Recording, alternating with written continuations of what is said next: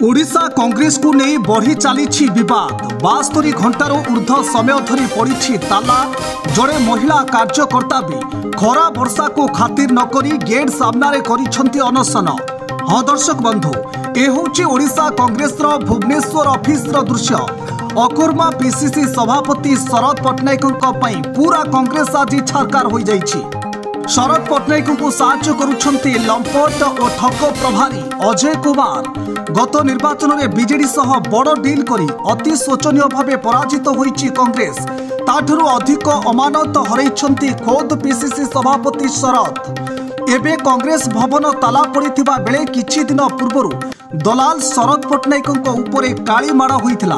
एते सबु घटना परे भी पीसीसी पदरु इस्तीफा देबाकू काहींकी पछघुंचा देउछंती शरद, ताहा एबे बड़ प्रश्न।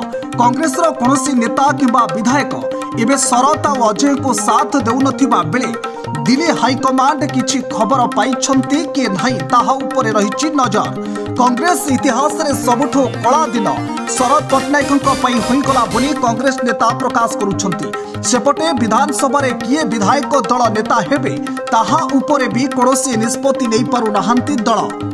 आगको देखिबाको बाकी रहिला देशर ए सर्वपुरातन दल ऑफिस केबे सुधुरुछि। Bureau report focus plus.